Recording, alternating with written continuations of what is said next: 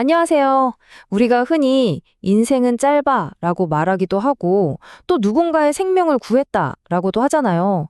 근데 이 두 문장 똑같이 life라는 단어를 쓰는데 느낌은 완전히 다르죠.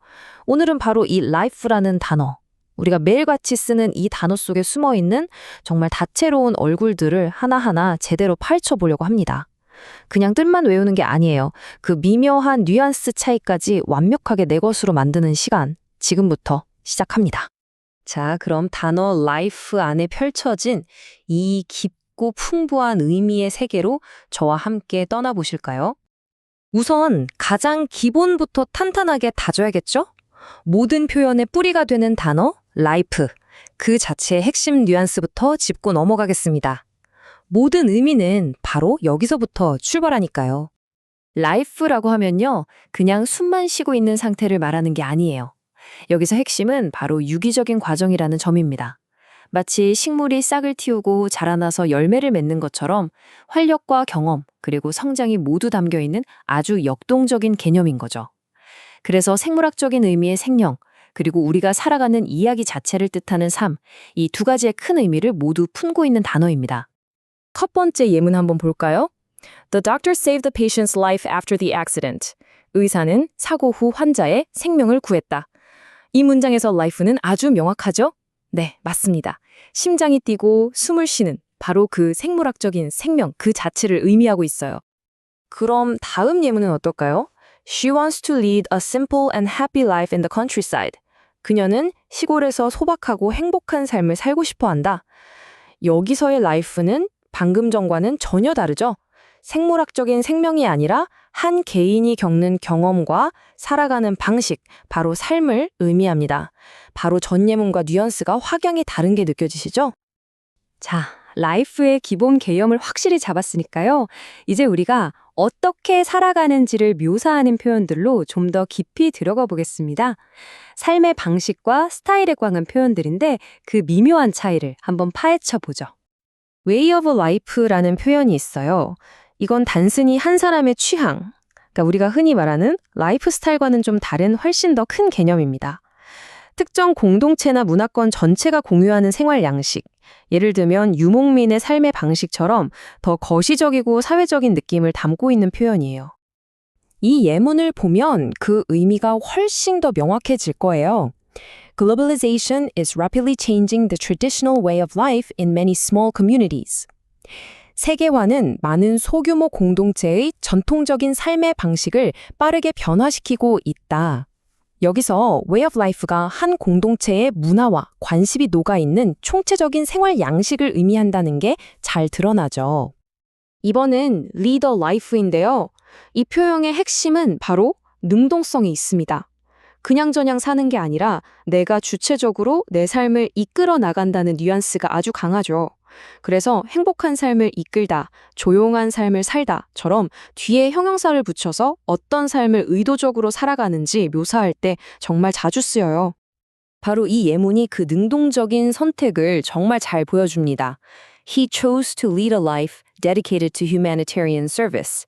그는 인도주의적 봉사에 헌신하는 삶을 살기로 선택했다.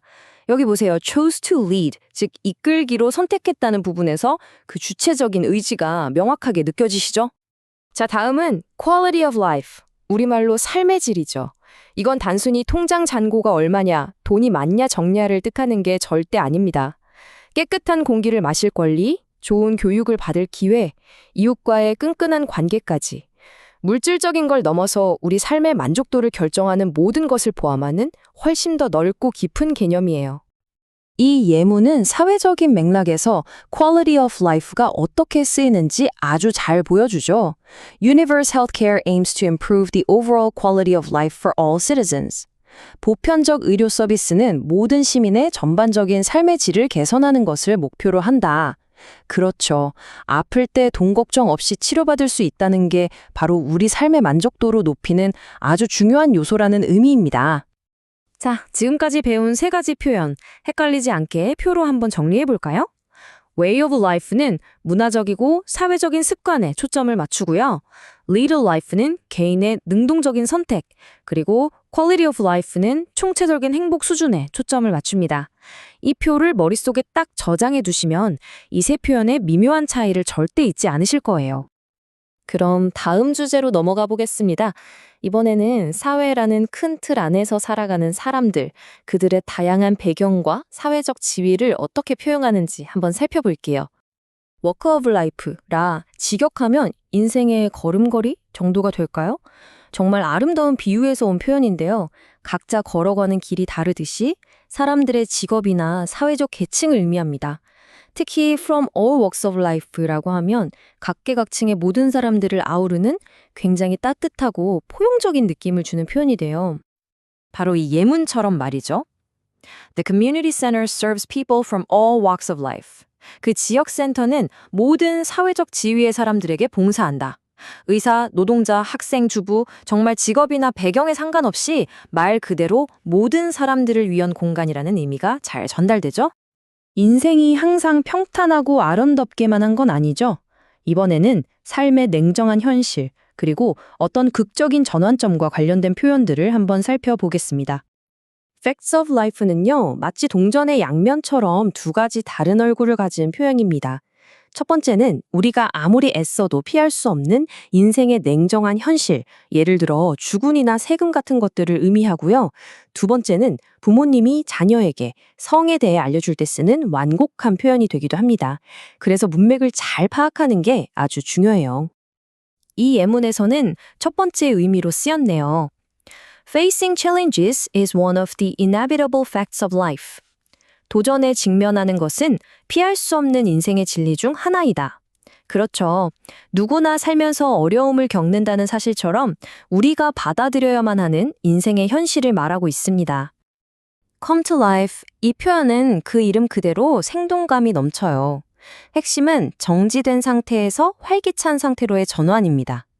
예를 들어 조용하던 파티가 신나는 음악과 함께 갑자기 활기를 띠거나 머릿속에만 있던 아이디어가 눈앞에 멋진 제품으로 현실화될 때 바로 이 표현을 쓸 수 있는 거죠. 이 예문은 비유적인 쓰임새를 정말 기가 막히게 보여주네요. The painting seemed to come to life under the subtle museum lighting. 그 그림은 미묘한 박물관 조명 아래에서 생기를 띠는 듯 했다. 그림이 진짜로 살아 움직이는 건 아니지만 그 조명 덕분에 마치 생명을 얻은 것처럼 생생하게 느껴진다는 거죠. 와, 정말 멋진 표현 아닌가요? 이번 표현은 굉장히 무겁고 또 민감한 주제를 다루고 있습니다. Take one's life는 스스로 목숨을 끊는다는 의미인데요. Commit suicide 라는 아주 직접적인 단어보다 더 완곡하게 그리고 조심스럽게 사용되는 표현입니다. 예문을 통해 어떻게 사용되는지 한번 볼게요. The novel explores the complex psychological reasons why a person might take one's life. 그 소설은 한 사람이 스스로 목숨을 끊게 되는 복잡한 심리적 이유를 탐구한다. 이처럼 문학작품이나 어떤 심리학적인 분석에서 이 주제를 다룰 때 사용될 수 있습니다.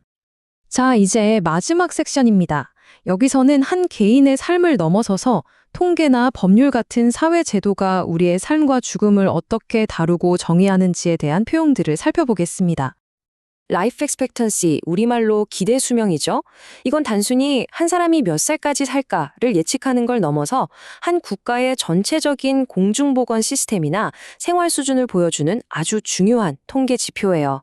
말하자면 사회 전체의 건강 성적표 같은 거라고 할 수 있겠네요. 이 예문을 보면 어떻게 사용되는지 바로 감이 오시죠? Advances in medicine have contributed to an increase in global life expectancy. 의학의 발전은 전 세계 기대 수명 증가에 기여했다. 의학의 발전과 기대 수명 사이의 명확한 인과관계를 보여주는 문장입니다. 다음은 라이프 인슈런스, 즉 생명보험입니다. 이건 개인의 생명을 담보로 해서 만에 하나 불의의 사태가 발생했을 때 남겨진 가족에게 재정적인 안정을 제공하는 일종의 사회적, 금융적 안전장치라고 할 수 있겠습니다. 이건 정말 우리 실생활과 아주 밀접한 예문이네요. Many families purchased life insurance as a safeguard against financial uncertainty. 많은 가족들이 재정적 불확실성에 대한 안전장치로 생명보험에 가입한다. 생명보험의 핵심적인 목적과 기능을 아주 잘 보여주는 문전입니다. 마지막으로 life sentence는 종신형을 의미하는 법률 용어입니다. 말 그대로 남은 인생, 라이프 전부를 감옥에서 보내라는 뜻이죠. 사법제도가 내릴 수 있는 가장 무거운 형벌 중 하나입니다. 법정 드라마 같은 데서 자주 들을 수 있는 표현이죠. The court handed down a life sentence without the possibility of parole. 법원은 가석방 없는 종신형을 선고했다. 여기서 without the possibility of parole 이라는 말이 붙으면 가석방의 여지조차 없다는 뜻으로 가장 무거운 형태의 종신형을 의미합니다. 와, 오늘 정말 많은 걸 배웠네요. 라이프라는 이 한 단어가 얼마나 다양한 얼굴을 가졌는지 다시 한번 확인했습니다. 개인의 삶의 방식에서부터 사회 속에서의 위치, 우리가 피할 수 없는 현실, 그리고 법과 제도로 정의되는 생명까지 이 모든 것이 라이프라는 하나의 씨앗에서 뻗어나온 서로 다른 가지들이라는 점이 정말 흥미롭지 않나요? 오늘 함께 나눈 이야기들이 여러분의 영어의 깊이와 풍성함을 더했기를 바랍니다. 자, 마지막으로 여러분께 질문 하나 드릴게요. 오늘 배운 이 여러 표현들 중에서 지금 이 순간 여러분의 삶을 가장 잘 표현하는 단어는 과연 무엇인가요? 한번 잠시 생각해 보시면서 오늘 배운 내용들을 머릿속으로 정리해 보시면 정말 좋을 것 같습니다. 감사합니다.